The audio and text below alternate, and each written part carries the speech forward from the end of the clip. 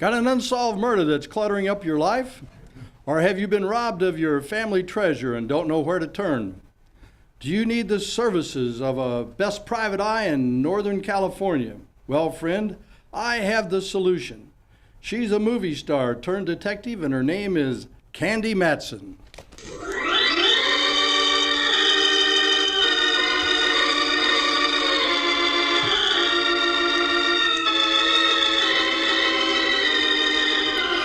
I was scanning the headlines in the San Francisco Chronicle that morning. Truman signs Farm Bill, U.S. Forces captures Seoul, Alger Hiss appeals conviction, when...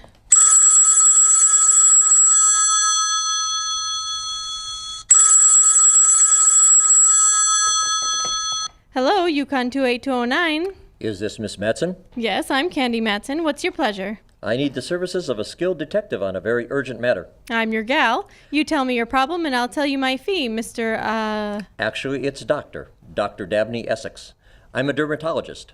The Japanese Sandman has been stolen from my wife's gallery. Hold on, Doc. Not so fast. Let's review the bidding. What's the Japanese Sandman? Miss Matson, it's a Nippon urn of enormous value that was stolen by thieves last night. I will pay handsomely for its speedy return. I love the sound of that. A gal has to make a living, you know. Just where is your wife's gallery? And have you notified the police? Yes, the law enforcement authorities have been notified. That's required by our insurance company. The gallery is called Asian Dreams, and it's at the corner of Stockton and O'Farrell Streets. Can you meet me there in half an hour? Make that an hour. I've still got some unmentionables in the delicate cycle. Very well, Miss Matson. Let's say 10:30. Let's.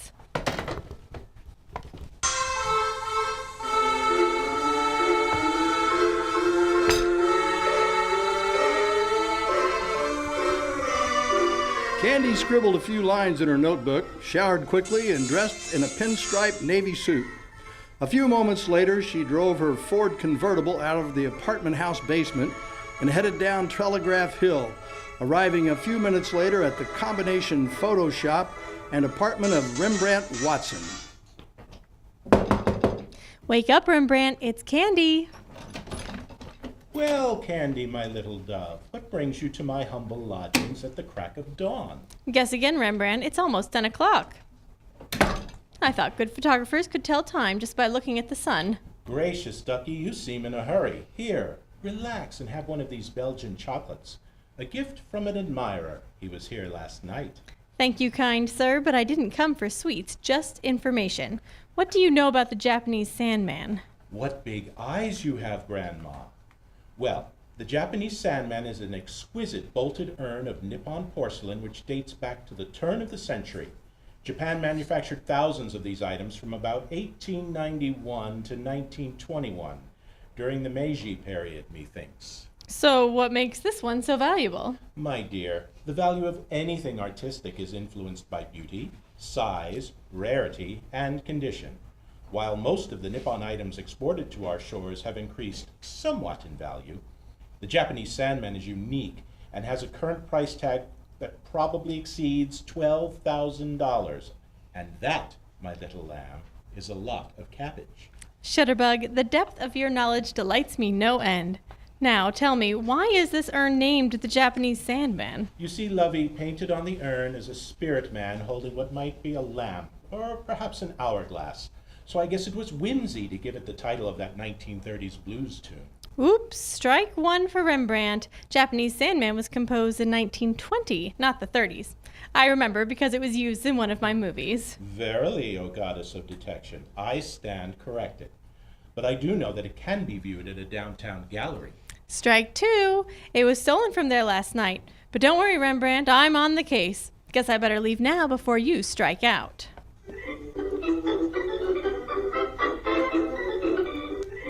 The blonde detective returned to her automobile, drove up Pine Street to Powell, then past Union Square, finally locating a parking space on O'Farrell Street in front of Monty Master's bookstore, a half block from the gallery. She walked there and opened the etched glass door.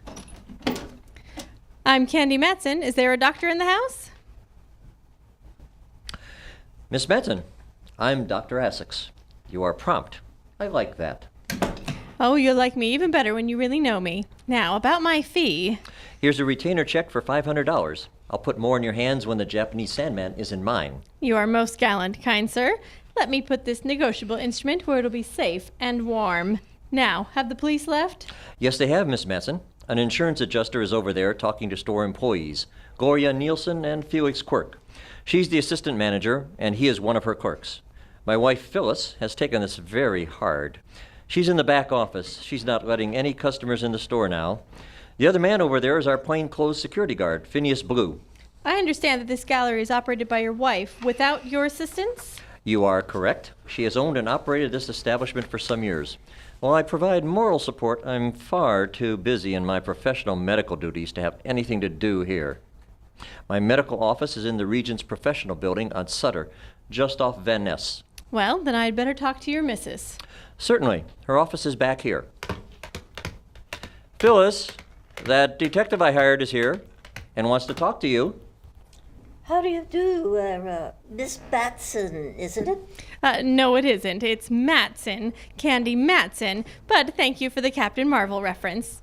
Now, please tell me what you know about the Japanese Sandman theft. Oh, it's a tragic loss. The most valuable Nippon piece in my gallery. Now gone.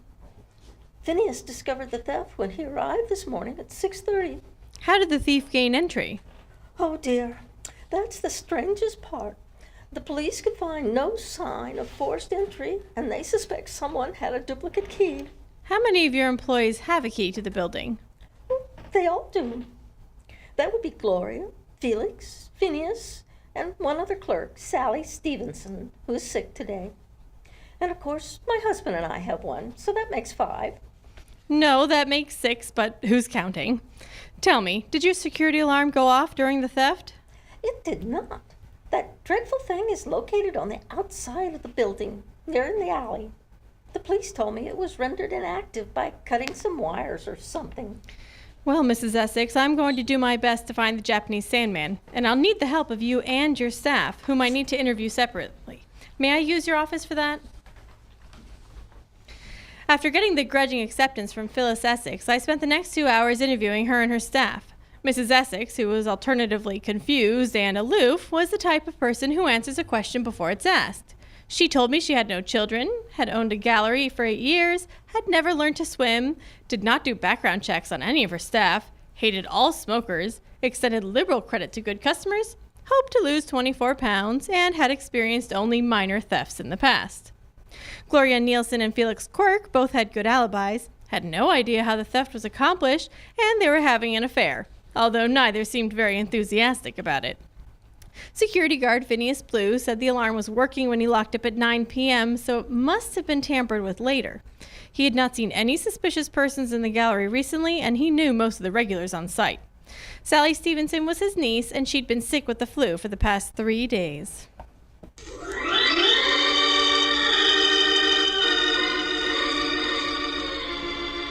Candy finished her interviews, went back to her car, and headed south in the direction of the Hall of Justice, depositing her $500 check en route. She parked in a pay lot on Bryant and walked to the Hall of Justice, buying the latest edition of the San Francisco Daily News at the corner stand. She was not surprised to find the Japanese Sandman theft on the front page, just below the fold. She went into the building and walked directly to the homicide unit. Hi, Sergeant Carter. Is Mallard in? Asleep at his desk as usual? Don't let him hear that, Miss Matson. He's working on the quarterly report for the commissioner. Great. We taxpayers certainly appreciate that. Sergeant, if that's Miss Matson out there, tell her to get on her tricycle and ride it back to Detectives Correspondence School. Why don't you tell her yourself, you big lug? Candy, my little cupcake. Did crime take a holiday so the Bay Area's prettiest detective can visit old acquaintances who may be forgotten? Nice try, Mallard, but I'm on a case, and a big one. Look at this article in the paper. Somebody stole an empty jar. That's your big case? I thought maybe somebody was murdered. Not yet, but you may be the next victim. Don't count your chickens before they hatch, I always say. What do you always say? I always say you can't teach an old dog new tricks, but I'll make an exception in your case. Now, Mallard dear, can you break away for a late lunch? No can do, Candy. I'm only halfway finished with this report, and it's got to be done by close of business. But how about dinner later tonight, followed by a Tex Acuff movie? There's a new one at the Royal, Song of Six Gun Justice. Sound great? Well, partner, sounds like Academy Award is branded all over it. But I can't make it, 'cause me and Rembrandt's rounding up some strays tonight. Stray clues, that is. Suit yourself, kitten. Want to take a rain check on the movie? Did I mention I'll spring for the large popcorn? Be still, my girlish heart. Bye, Mellor dear.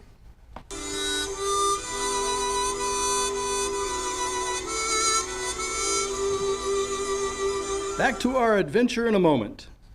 Friends, is your system a little sluggish? Is irregularity a problem in your household? Then you should know that recent studies confirm that the most effective way to take a laxative is by chewing it. So reach for Finament chewing gum and see what 15 million other people have discovered. It's safe, effective, and great tasting.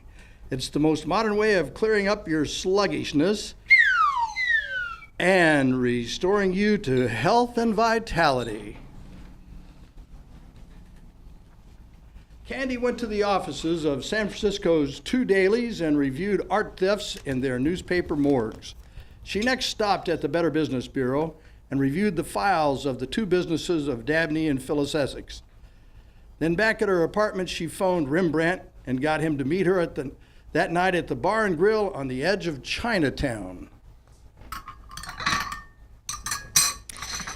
I had arranged for Rembrandt and me to meet with Madame Chang, a businesswoman who owned and operated about a dozen hair salons in the Bay Area. She was the repository of all the unsavory gossip about the up-and-comers and down-and-outers in our fair city. When Rembrandt and I entered the Green Gull, she waved us to a spacious booth she had commandeered. Within minutes, a dishwater blonde with buck teeth sauntered over to take our drinks order. A martini with 2 olives, please. I'll have an old-fashioned. A black Russian with a slice of lime, girlie. Come right up. I must say, Madam Chang, your wrap is positively fetching. Is it pure silk? Yes, it's imported from Formosa. Are you a student of fabrics? No, just a photographer's curiosity. But I've noticed that some fashion models... Sorry to interrupt the red carpet speech, but let's talk about the Japanese Sandman. Madam Chang, any chance this urn will show up in a Bay Area pawn shop? Not in a Chinese New Year candy. Hugging that well-known piece of Nippon is like dragging the Mona Lisa around. If it is fake, it's worth nothing. And if it's real, it's worth nothing because no pawn shop can display or resell it. Then why in gracious would someone steal it? Beats me. This lady would have to guess that some private collector wanted it and paid some evil person to snatch it. But then the collector couldn't even show it to others since everyone knows it was stolen. Candy, you said this could be an inside job. Why not just have all the staff produce their keys? Elementary, my dear Watson. Any one of them could have made a duplicate and passed it to an unsavory Confederate. Let me ask you, Madam Chang, what have your sources heard about Dr. and Mrs. Essex? About her? Just that she's a lousy tipper in my salons, and her gallery is barely breaking even. About him, more. Dr. Dabney likes to play the ponies, but skin doctors don't necessarily know how good horseflesh is. So losing money at the track fast. How much? I don't know. But we're still talking serious sums here.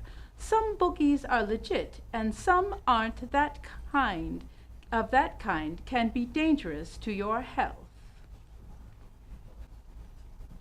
After they finished their drinks, Candy thanked Madam Chang and bid her good night.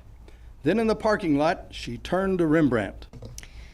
You know, Ducky, there is one small favor you can do for me. Not if it involves a loss of me beauty sleep. Nope, this is easy peasy. I want you to have that mole on the back of your neck checked out by a dermatologist tomorrow. Let me guess, Nancy Drew. I should choose the services of a Dr. Essex. Correct, old chum. He's never met you, and I need an extra set of eyes and ears in his office. Done. I've got an afternoon photo shoot in Natalie Park near the Art Museum tomorrow. I can pop in on the good doctor in the morning and meet you for lunch at the Franciscan Deli. You'll pick up the check, of course. Oh, one more thing. Should I make an appointment for my examination? Nope, just show up so you'll be stuck in the waiting room longer. the better to see the clues, my dear. Please don't tell me I have to have the mole removed. Not really. This is Operation Big Stall. If he does recommend removal, just tell him you'll have to think about it for a few weeks. Perhaps I could tell him I'm saving it for a collar button in me old age. Oh, please, no more of your old vaudeville jokes. Come on, I'll drive you home.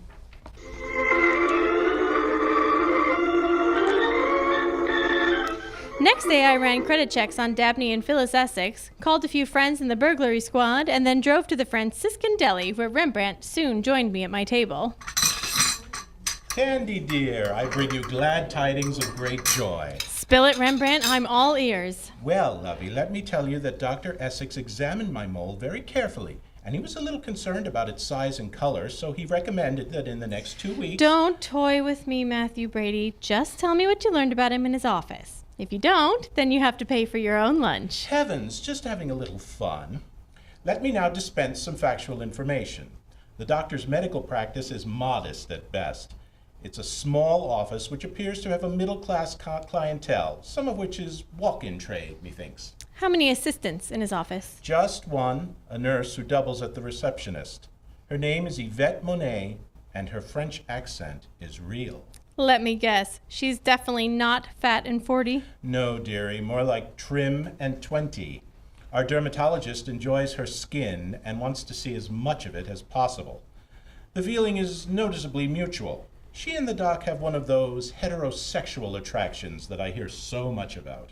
Should I surmise that Essex prefers French cuisine to home cooking? Oh, may the gods grant us all your insightful grasp of the obvious. Good work, Rembrandt. Now all we have to figure out is how and why a Nippon urn was stolen from a woman whose husband is cheating on her and running up gambling debts.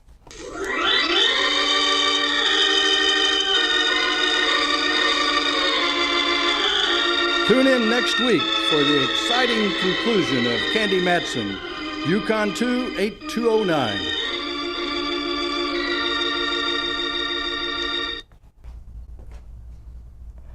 And welcome back to another edition of Potluck, your everything and anything talk and entertainment TV show. My name is Laura Hartman, and I'm your host. And you just watched The Japanese Sandman by Jack French, who probably looks familiar because he's been on our show before for the Washington Metropolitan, or the Metropolitan Washington Old Time Radio Club. So welcome back, Jack. Glad to be here. What we just watched was amazing, and you wrote this yourself. I did. So so what made you pick this topic, or I mean, like an urn, getting stolen? It's a combination of several things. First of all, Candy Matson was one of the best of the radio's lady detectives, and there weren't that many on the air, perhaps 24.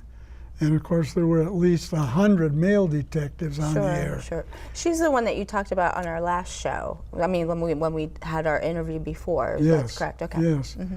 And the show was a combination of a married couple, Monty Masters, who wrote the scripts and directed the shows, and Natalie Park, who starred in the lead of it.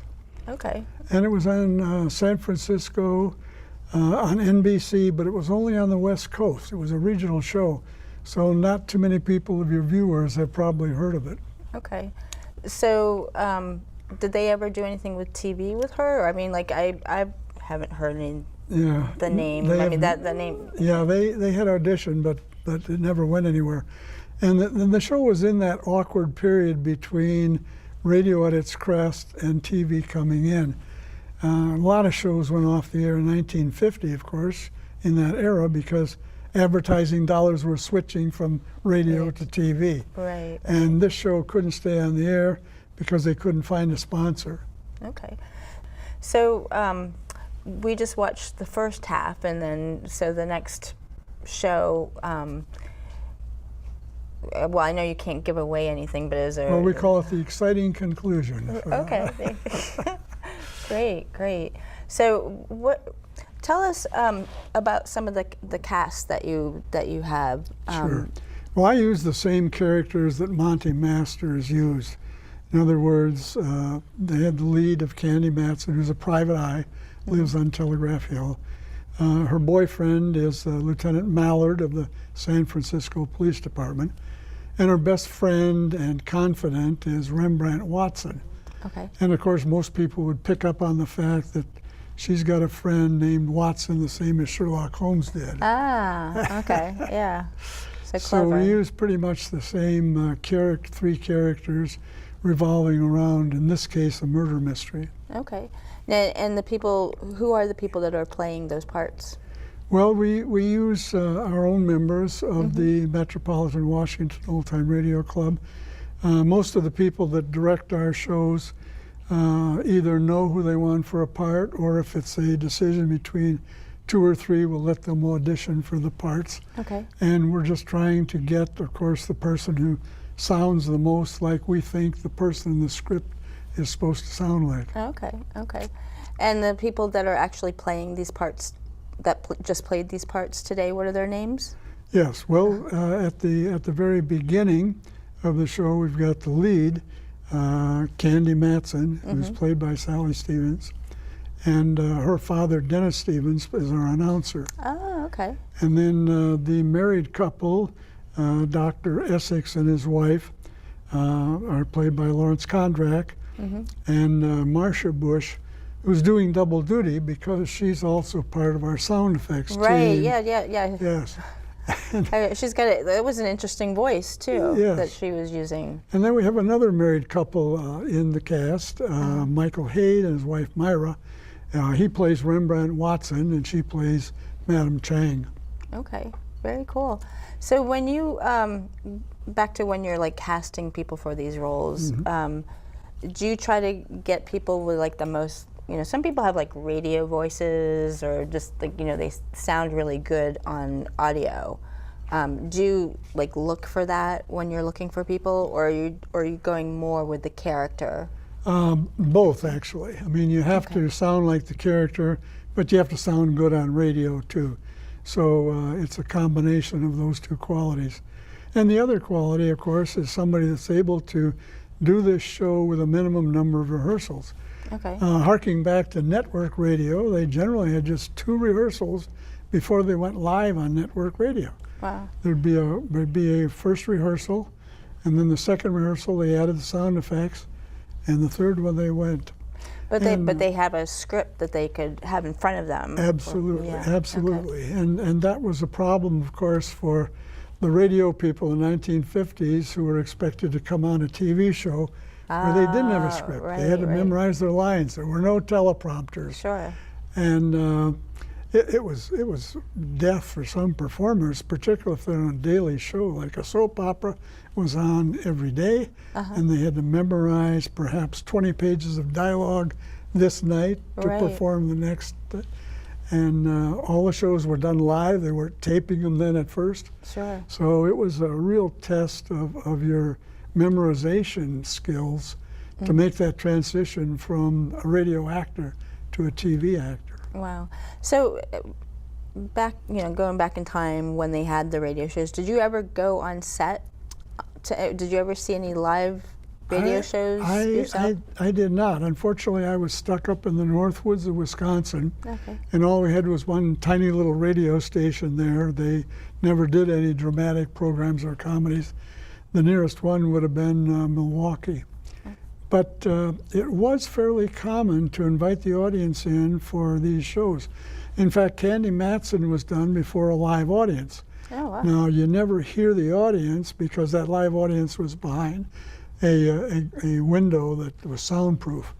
So you could see the cast and hear the cast, but no sound from the cast, or They couldn't hear the they audience. couldn't hear the audience at all. Yeah. Oh, wow.